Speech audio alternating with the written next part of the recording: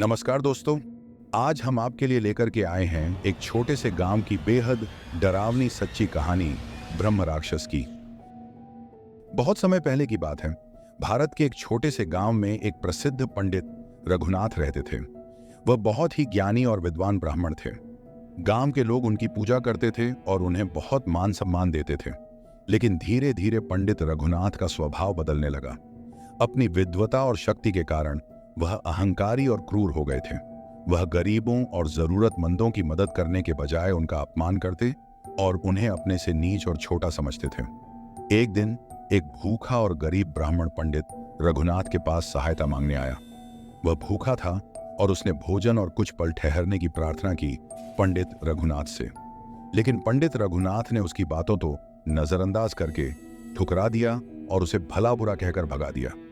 उस गरीब ब्राह्मण ने रघुनाथ को श्राप दिया, तुमने अपने ज्ञान का गलत उपयोग किया है, इसलिए तुम्हारी आत्मा को मृत्यु के बाद शांति नहीं मिलेगी।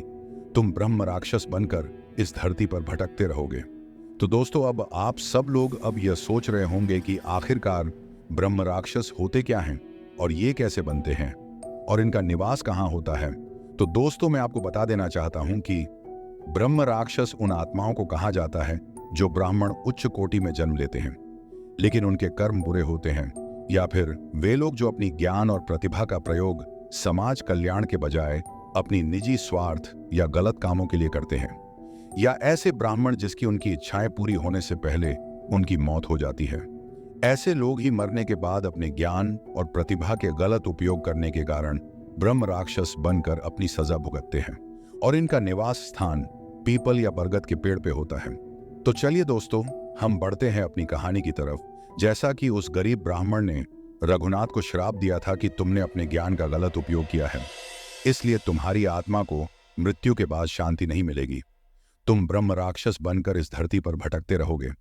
समय बीतता गया और कुछ सालों बाद और पंडित रघुनाथ की मृत्यु हो गई। लेकिन जैसा उस ब्राह्मण ने श्राप दिया था, उसकी आत्मा को शांति नहीं मिली।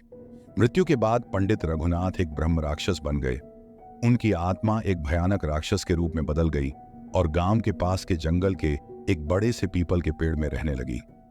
रात के समय गांव के लोग उसकी डरावनी आवाजें सुनते और उसकी परछाई देखकर कांप उठते।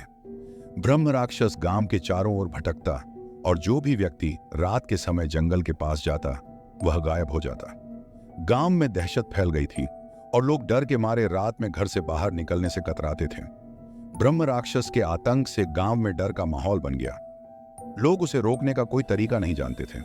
ब्रह्म राक्षस की भयानक दहाड़ें और उसकी परछाई गांव के हर कोने में फैल गई थी। एक दिन एक व्यक्ति जिसने रात में बाहर जाने की हिम्मत की, वह वापस नहीं लौटा। इसके बाद गांव वालों ने ठान लिया कि अब कुछ करना ही होगा। गांव के लोग एक प्रसिद्ध संत के पास गए जो पहाड़ों में तपस्या कर रहे थे। उन्होंने संत से मदद की गुहार लगाई और उन्हें सारी घटना सुनाई। संत ने कहा कि यह ब्रह्म राक्षस एक शापित आत्मा है और इसे शांति दिलाने के लिए यज्ञ और प्रार्थना की आवश्यकता होगी। संत ने गांव वालों को निर्देश दिया कि वे एक बड़ा यज्ञ करें और ब्रह्म राक्षस की आत्मा के लिए शांति की प्रार्थना करें। गांव वालों ने संत की सलाह मानी और यज्ञ का आयोजन किया। यज्ञ में मंत्रों का जाप हुआ और ब्रह्म राक्षस की आत्मा के शांति के लिए प्रार्थना की गई। धीरे धीरे यज्ञ की शक्ति और संत के आशीर्वाद से ब्रह्म राक्षस की आत्मा शांत होने लगी। उसकी भयानक चीखें बंद हो गईं और उसकी छाया गायब हो गई। अंत में उसकी आत्मा को शांति मिल गई और वह मोक्ष प्राप्त कर इस दुनिया से मुक्त हो गया। दोस्तों, इस घटना के बाद गांव के लोगों ने सीखा कि घमंड और अधर्म का अंत हमेशा बुरा होता है।